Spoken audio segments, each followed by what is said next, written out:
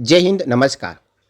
आज वित्त वर्ष 2023-24 का लास्ट दिन है और 1 अप्रैल 2024 से हमारे जीवन में कुछ बदलाव होने जा रहे हैं।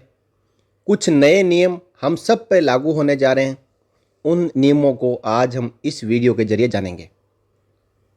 सबसे पहला जो बदलाव होने जा रहा है वो हमारे गाड़ी यानी 4 व्हीलर या उससे बड़ा कोई भी व्हीकल है, यदि फास्टैग यूज कर रहे हैं तो उस फास्टैग से जुड़ा हुआ है। आज लास्ट दिन है नो योर कस्टमर आइडेंटिफिकेशन करवाने का। तो बिना केवाईसी वाले फास्टैग होंगे ब्लैक लिस्ट। सबसे पहले बात करेंगे फास्टैग केवाईसी अपडेट की। 1 अप्रैल 2024 से फास्टैग से जुड़े नियमों में बदलाव हो रहा है। National highway authority of India ने फास्टैग यूजर्स के लिए केवाईसी अपडेट करने की डेडलाइन 31 मार्च 2024 तय की है।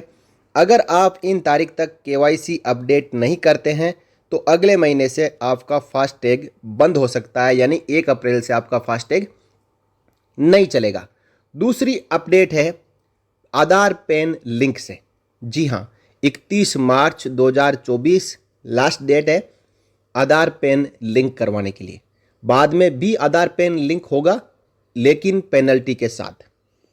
पैन को आधार से लिंक करने के लिए देना होगा जुर्माना। वहीं सरकार ने पैन कार्ड को आधार से लिंक करना अनिवार्य कर दिया है। पैन को आधार से लिंक करने की डेडलाइन 31 मार्च 2024 है। अगर आपने इस डेडलाइन तक पैन कार्ड को आधार कार्ड से लिंक नहीं किया है तो आपका पैन नंबर डीएक्टिवेट हो जाएगा। उसके बाद आपका पैन कार्ड काम नहीं करेगा और आपका 20% टीडीएस कटेगा, जिससे कि भारी भरकम आपको इनकम टैक्स पे करना पड़ेगा।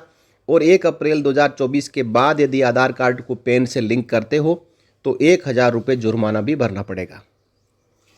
तीसरी अपडेट होने जा रही है इंश्योरेंस पॉलिसी को लेकर।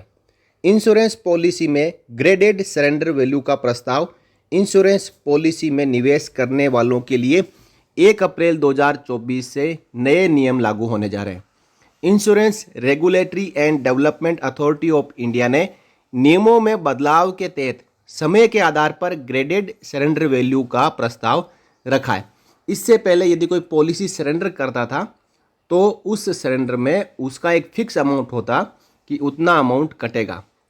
नए नियमों के तहत यदि आप पॉलिसी होल्डर हैं और 3 साल के अंदर पॉलिसी को सरेंडर करते हैं तो सरेंडर वैल्यू समान या कम होगा। वही चौथे और 7वें साल के बीच इंश्योरेंस को सरेंडर करते हैं तो सरेंडर वैल्यू अधिक हो सकता है। इससे पहले यदि कोई एलआईसी की पॉलिसी है या फिर लिंक्ड प्लान है या यूलिप का प्लान है, किसी का भी आप प्लान ले रखे हो तो उसमें सरेंडर वैल्यू समान होता था, लेकिन अब नियम बदलने जा रहे हैं। आगे बात करेंगे एनपीएस की, यानी पेंशन स्कीम की। तो एनपीएस में 2 फैक्टर ऑथेंटिकेशन की प्रोसेस शुरुआत 1 अप्रैल 2024 से आपकी पेंशन से जुड़ी हुई ये खबर है, जिसमें 2 फैक्टर ऑथेंटिकेशन लागू होगा। दरअसल pension fund regulatory and development authority ने नेशनल पेंशन सिस्टम यानी एनपीएस को और भी ज़्यादा आकर्षक बनाने के लिए बड़ा कदम उठाया है। इसके तहत PFRDA central record keeping agency CRA तक एक्सेस के लिए 2 फैक्टर ऑथेंटिकेशन का प्रोसेस शुरू करने जा रहा है। ये प्रोसेस 1 अप्रैल 2024 से शुरू हो जाएगा। अब इसका मतलब यह है कि एनपीएस से जुड़ने वाले नए मेंबर और पुराने मेंबर को 1 अप्रैल से 2 फैक्टर ऑथेंटिकेशन प्रोसेस से गुजरना होगा।